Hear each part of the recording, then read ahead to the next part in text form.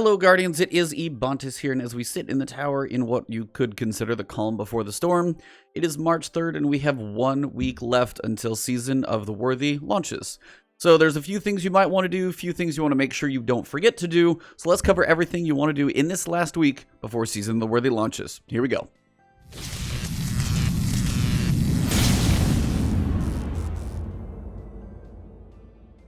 So the first thing that you're probably going to want to consider doing, especially if you're more of a solo player, don't have a group to get into some crazy hard stuff, is bounties. There's a lot of them, multiple different vendors all over the place, and there's a lot of different ones that you can work with.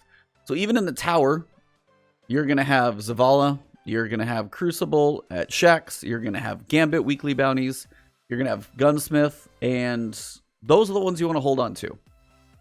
Anything from Saint 14, probably not going to carry over. So make sure they are the standard kind of core activity bounties that you are working with.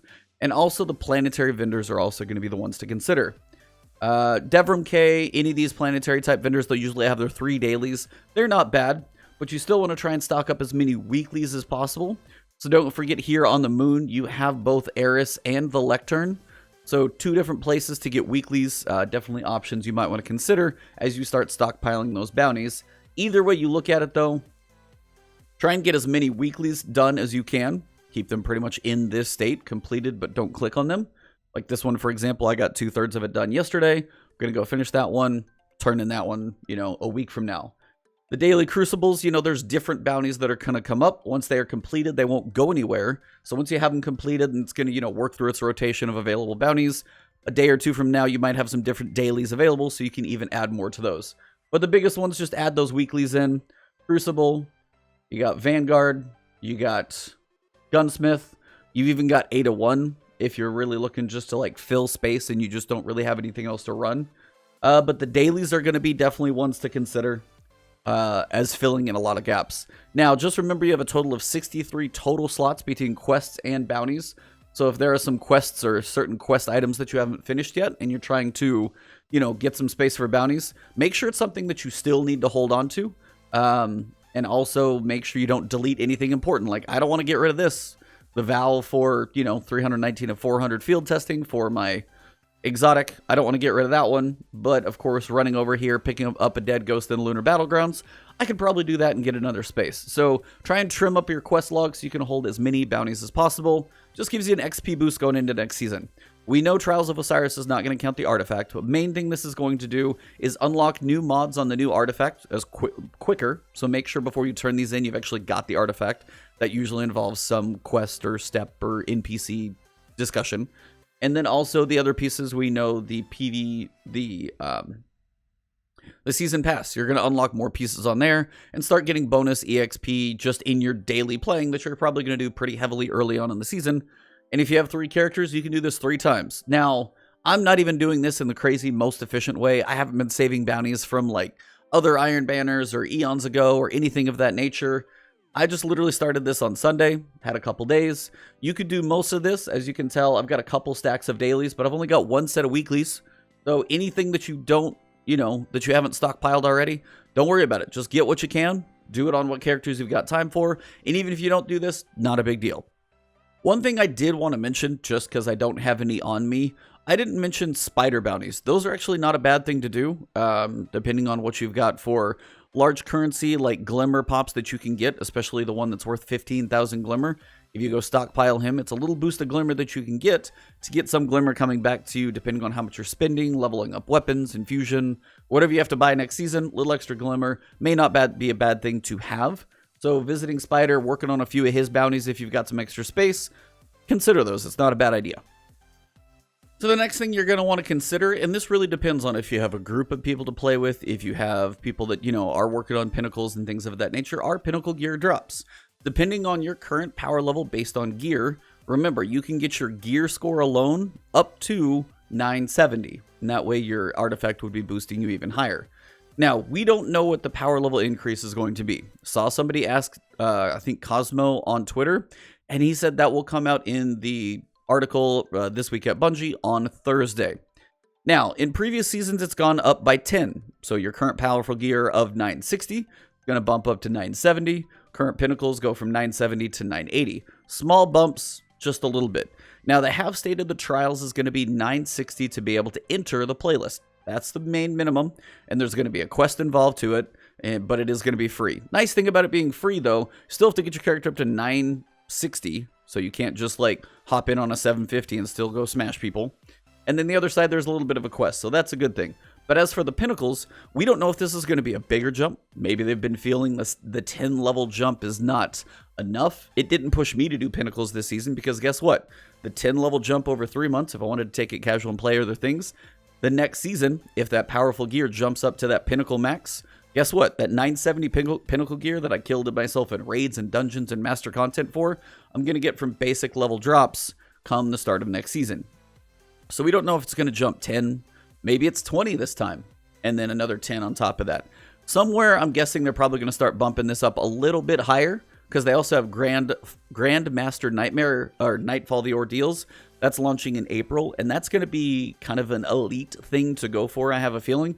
Don't know what the rewards are going to be, but if it's like 1,000, and your Pinnacle gear is going to be only getting up to like 980, 990, Artifact is going to be bumping you up. I don't know what's going to be. So I have a weird hunch.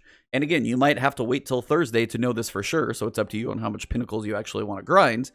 But on Thursday, if it's something drastic and big, check my community post. I'll try and post something up there so you guys know, hey, this thing's going up by like 50 power levels or it's going up by 10. Like, it's going to change what the important piece is. But again, Pinnacles are a way to give you a little boost going into next season.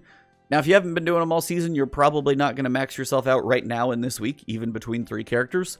But if you did if you managed to put together a raid group, ran a dungeon, did a Master Nightmare hunt, and a Nightfall the Ordeal, yeah, you'd definitely be a couple levels higher, even just a little bit of a head start going into next season. So that's another thing that you can do this week. All right, so another thing you might want to make sure you have completed, because these are going away at the end of the season, is the Obelisk mods. You want to make sure you've purchased them all. We don't know how long they're going to last. We don't know, how useful they're going to be in a couple of months. But if you have a decent amount of mod components, you might consider it. Now, if you're running like a new player, you have like 10 mod components, I probably wouldn't buy these. I would focus more on the very permanent ones, as these are Dawn armor mods. They're only going to be working potentially for 1 more season. But if you have a crap ton of mod components and you can spare some, it might be worthwhile to make sure you pick up all the mods at each of the obelisks. Each obelisk has 3, as long as you got it to level 11, you should be good to go. And then just picking up each mod over here. These are all the Charge with the Light mods. It's kind of a cool concept, but I don't think it really blew anybody away.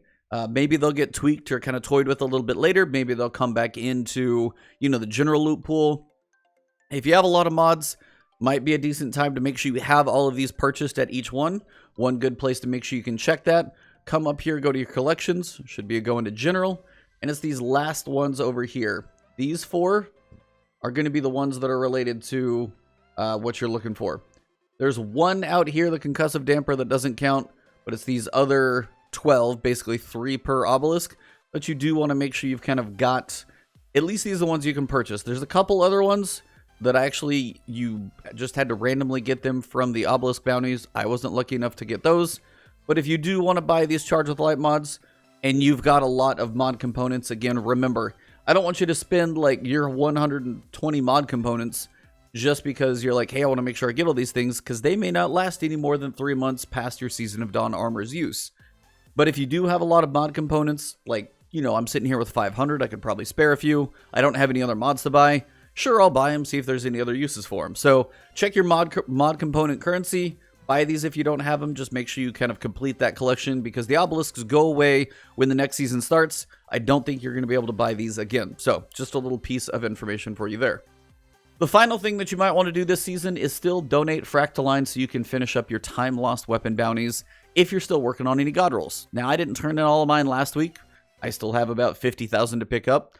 I don't know if I'm going to turn it all in, because I've got a pretty good amount of God Rolls so far. I've gone through quite a few.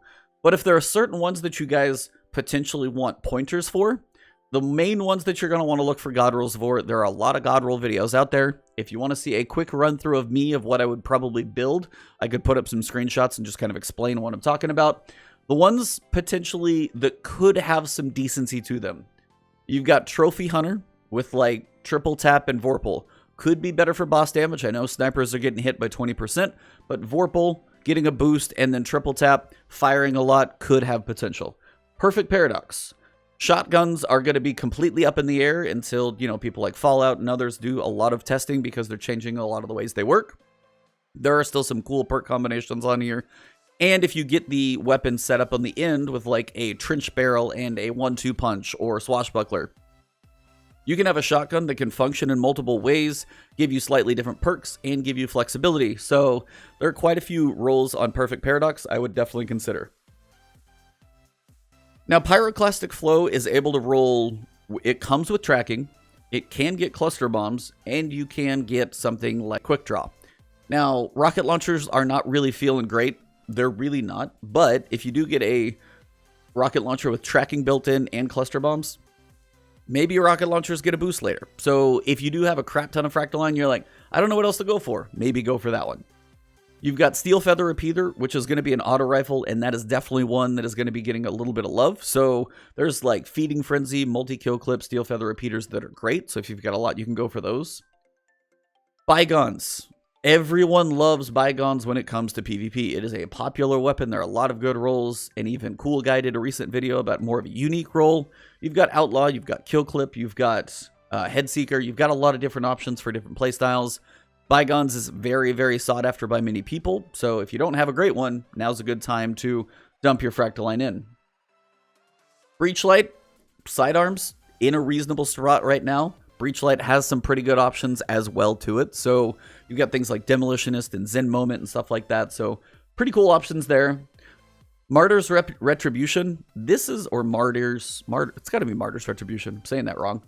It is a unique grenade launcher. Now, there are ones where you get like auto-loading holster, Demolitionist, and, you know, you throw out one of those grenades that waves across the ground, you put it away, reloads itself, you get some grenade energy back. It can be a decent use. I haven't been using it that much, but it's just a unique weapon you might want to consider getting.